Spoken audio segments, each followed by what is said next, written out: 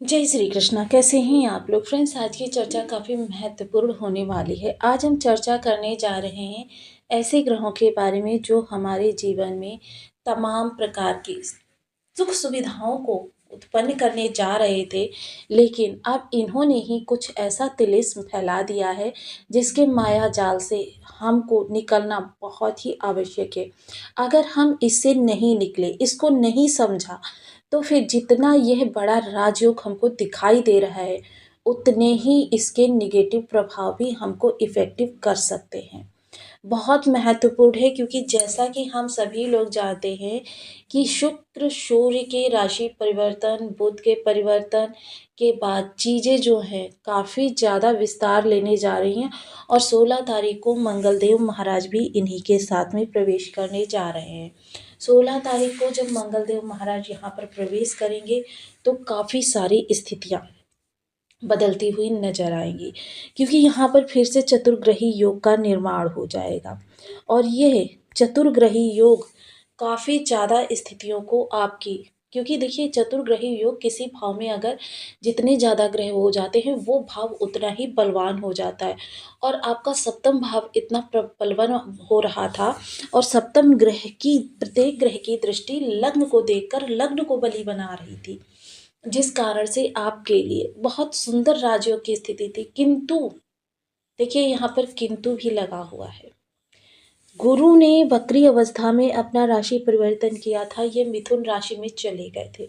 अब मिथुन राशि में इन ग्रहों के साथ षडाष्टक योग निर्मित हुआ है और केतु के साथ षडाष्टक योग निर्मित हुआ है। एक साथ दो दो सात्विक ग्रहों का षडाष्टक योग इन ग्रहों के साथ बनना, जिसका कि पूर्ण बलाबल इस समय आपको प्रभावित करता हुआ दिखाई देगा।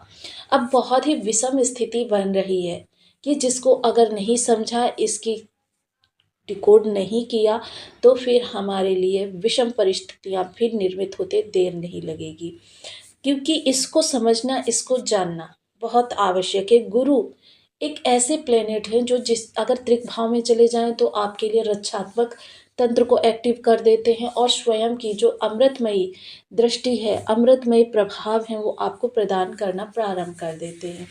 फलतः आपके जीवन में सकारात्मकता और विस्तार लेती हुई दिखाई देती है।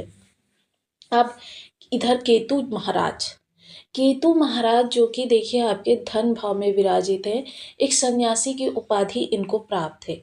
एक योग गुरु कहे जाते हैं, ये एक संत हैं जो बिल्कुल उदासीन होता है। वो तब तक अपने प्रभाव नहीं प्रदान करता है जब तक कि उसको किसी भी तरीके से प्रेशराइज ना किया जाए, यानी आसपास का एनवायरनमेंट जिस प्रकार का होगा उसी प्रकार के इनके प्रभाव भी हो जाएंगे। अब केतु महाराज तो यहाँ पर शांत बैठे हुए थे, लेकिन यह षडाष्टक योग निर्मित होते ही ये एक्टिव हो जाएंगे, लेकिन निगेटिव वे में। और केतु महाराज क्योंकि संत है, सन्यासी हैं, उदासीन हैं, तो इनके प्रभाव अच्छे हों या बुरे दोनों ही बड़े पैमाने पर होते हैं। इतने बड़े पैमाने पर होते हैं कि आपकी क्षमता से बाहर होते हैं।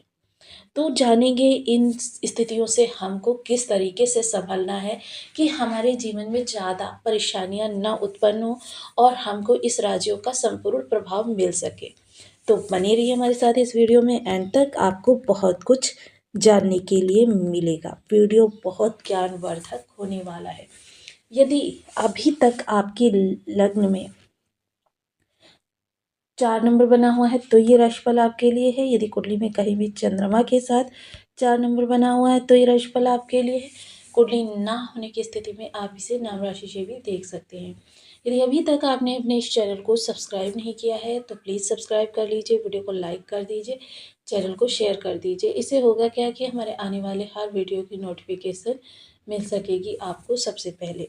एक प्यारा सा कमेंट करना बिल्कुल ना भूलें। कमेंट से हमें बहुत मोटिवेशन मिलता है, हौसला मिलता है और यह पता चलता है कि आप और क्या जानना चाहते हैं। तो काफ़ी महत्वपूर्ण स्थिति आपके लिए उत्पन्न होने जा रही है और इस स्थिति के आधार पर अगर कहें तो आपके लिए इस समय दुर्योग ज़्यादा एक्टिव हो रहा है, लेकिन ये ऐसा दुर्योग है जिसको हम अपने थोड़े से प्रयासों से, थोड़ी सी समझदारी से दूर कर सकते हैं, इसके बच सकते हैं। अब जैसे यहाँ पर चतुर्ग्रही योग का गुरु के साथ जब प्रभाव बनेगा तो देखिए यहाँ पर मंगल देव महाराज भी हैं। देखिए ये आपके जीवन साथी को भी ये चीज़ समझनी होगी, इस समय जीवन साथी के साथ भी यही स्थिति होगी। इसलिए जीवन साथी को भी समझाना आपका दायित्व है कि ये 45 डेज, क्योंकि मंगल उत्साह है। अति उत्साह में किया गया प्रत्येक कार्य या अति क्रोध में किया गया अति कार्य, क्योंकि ये दोनों ही चीज़ें मंगल देव की देन है और 45 डेज आपको प्रभावित करती रहेंगी। तो इस समय पर ये दोनों ही कार्य आपके लिए बड़ी हानि का कारण बन सकते हैं, बड़ी परेशानी क्रिएट कर सकते हैं। देखिए, अगर आपको इस समय धन से रिलेटेड कोई निर्णय लेना है, आपको बिज़नेस से रिलेटेड कोई निर्णय लेना है, आपको जॉब से रिलेटेड कोई निर्णय लेना है, आपके साथ में कोई इश्यू चला आ रहा है, उसको आप शांत करने के लिए इस समय प्रयास कर रहे हैं, या आप किसी विवाद में फँसे हुए हैं, आपकी पैतृक संपत्ति या किसी प्रकार की संपत्ति डिस्प्यूट में है, उसको आप निवारित करना चाहते हैं, आप कोर्ट कचहरी के किसी केस को हैंडल करना चाहते हैं, आप कुटुंबियों के साथ किसी प्रकार के लेन-देन के विवाद को सुलझाना चाहते हैं, या किसी के साथ जो अप्रिय स्थिति उत्पन्न हो रही है, उसमें उसकी बहुत ज़्यादा धन से मदद करना चाहते हैं।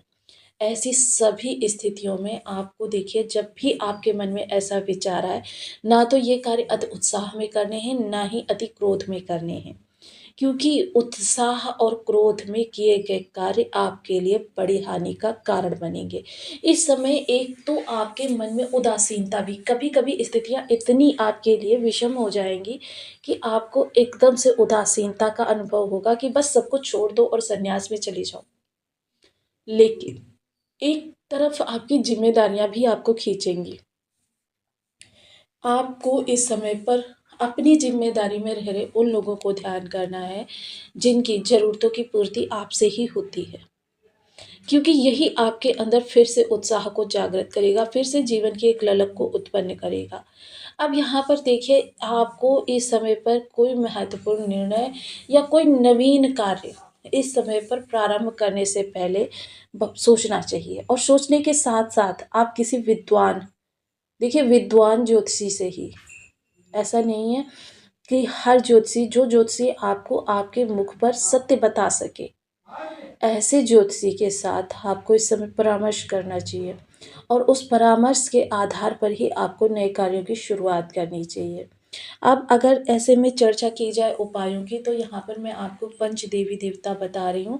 अगर इनकी आराधना करते हैं आप प्रारंभ से ही, तो फिर आपके लिए राहत रहने वाली है। अन्यथा अगर आप अभी प्रारंभ करते हैं, तो फिर आपके लिए थोड़ा समय लग जाएगा चीज़ों के फिर से विस्तार लेने में। तो जैसे गणेश भगवान प्रथम देव होते हैं, और इनके पास शक्ति है नवग्रहों को नियंत्रित करने की। इनकी आराधना करें, गणेश धर्म स्तोत्र का पाठ करें, साथ ही साथ आप गणेश जी के कम-बीज मंत्र का जप करें, ओम गणपति नमः का जप करें, गणेश जी को 3 दुर्वा नित्य प्रति चढ़ाएँ, गणेश जी को लड्डू का भोग लगाएँ। दूसरे नंबर पर आते हैं हनुमान जी। हनुमान जी के बारे में जग जाहिर है कि हनुमान जी भक्ति के पराक्रम से कितने ऊँचे बन गए, और उन्होंने देखिए हनुमान जी के कई सारे उपाय मैं पहले भी बता चुकी हूँ। तीसरे नंबर पर भगवान भोलेनाथ, चौथे नंबर पर भगवान विष्णु, माँ जगदम्बा। ये 5 वो देवी-देवता हैं जिनकी नित्य प्रति आराधना करके आप अपने 9 ग्रहों को नियंत्रित कर सकते हैं। तो आपको वीडियो कैसी लगी मुझे कमेंट बॉक्स में ज़रूर बताएँ। चैनल पर न्यू है तो प्लीज़ वीडियो को लाइक, शेयर, चैनल को सब्सक्राइब करना बिल्कुल ना भूलें। मिलती हूँ नेक्स्ट वीडियो में, तब तक के लिए नमस्कार। अपना ध्यान रखें, स्वस्थ रहें, मस्त रहें।